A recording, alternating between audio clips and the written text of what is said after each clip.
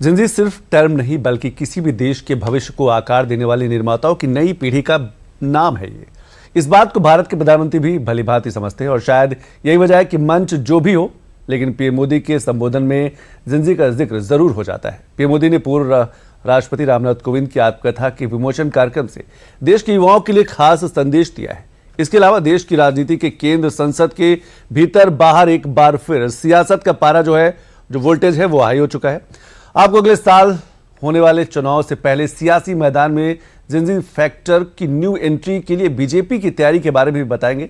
अगले 45 मिनट में आपको देश दुनिया की कई बड़ी खबरों की तह तक ले जाएंगे, लेकिन बुलेटिन की शुरुआत करेंगे पूर्व राष्ट्रपति की आत्मकथा के विमोचन कार्यक्रम में पीएम मोदी के एक बड़े खास संदेश के साथ। देखते हैं रिपोर्ट। और मैं खास करके युवा पीढ़ी से आग्रह करूंगा, रील का जमाना है,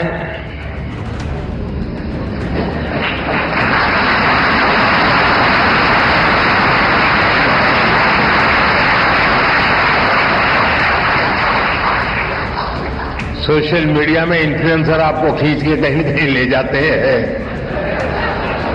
मोबाइल की स्क्रीन पर अंगूठे के छोटे से इशारे से हर पल बदलती रील्स और सोशल मीडिया की चकाचौंध भरी जिंदगी आज के डिजिटल युग की सबसे बड़ी सच्चाई बन चुकी है। शॉर्ट फॉर्म वीडियो प्लेटफॉर्म्स आज हर उम्र के लोगों और खासकर युवाओं की पहली पसंद बन चुकी है। ऐसे में पीएम मोदी ने देश के जेनजी को शॉर्ट वीडियो के इस दौर में जिंदगी में शॉर्टकट से दूर रहने का संदेश देते हुए बड़ी अपील की है। इस शॉर्टकट के युग में भी एक बात हम जरूर याद रखें, रेलवे स्टेशन पे लिखा हुआ होता है। कुछ लोगों को पटरी पर कूद करके जाने की आदत होती, ब्रिज पर नहीं जाते, तो वहां लिखा होता है shortcut will cut you short.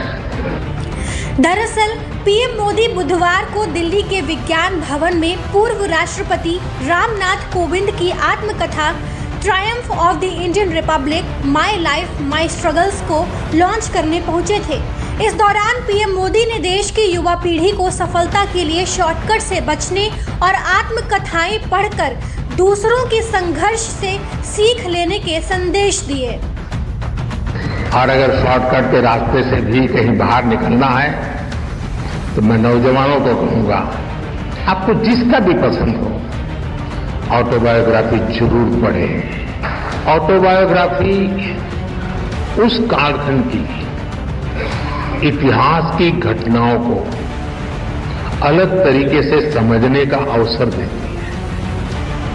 इतिहास से काफी निकट होता है वो कालखंड बायोग्राफी का, और इसलिए मैं जरूर चाहूंगा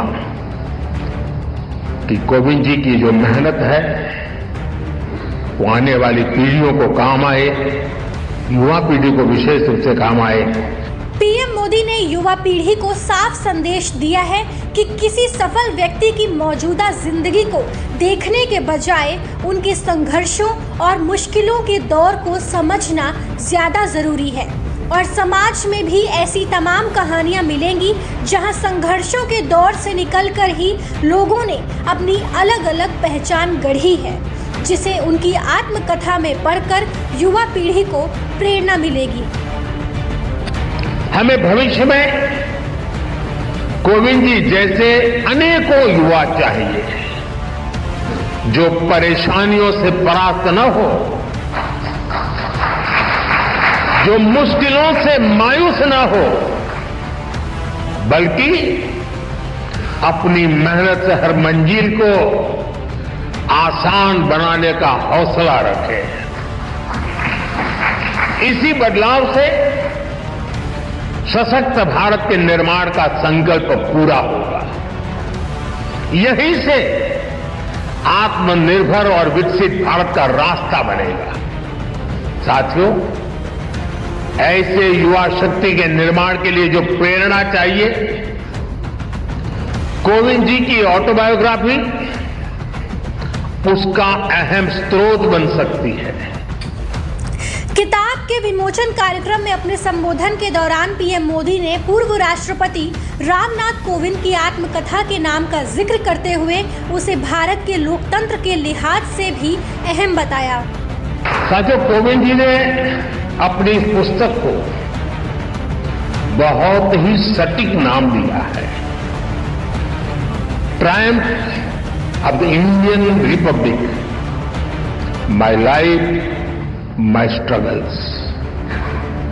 कहने का भाव ये कि जीवन और जीवन के संघर्ष उनके व्यक्तिगत है, लेकिन उन संघर्षों के परिणाम स्वरूप मिली जीत भारत के गणतंत्र की है,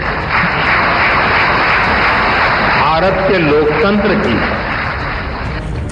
triumph of the Indian republic, my life my struggles Uttar Pradesh के कानपुर देहात के एक बेहद साधारण परिवार में जन्मे एक बच्चे से लेकर दुनिया के सबसे बड़े लोकतंत्र के सर्वोच्च संवैधानिक पद तक पहुंचने की ये कहानी संघर्ष, संकल्प और सफलता की कहानी है। ये सिर्फ एक व्यक्ति के राष्ट्रपति बनने की कहानी नहीं है, बल्कि उस लोकतांत्रिक भारत की कहानी भी है जहां एक सामान्य परिवार में जन्मा व्यक्ति अपनी मेहनत, शिक्षा और मूल्यों के दम पर देश के सर्वोच्च संवैधानिक पद तक पहुंच सकता है।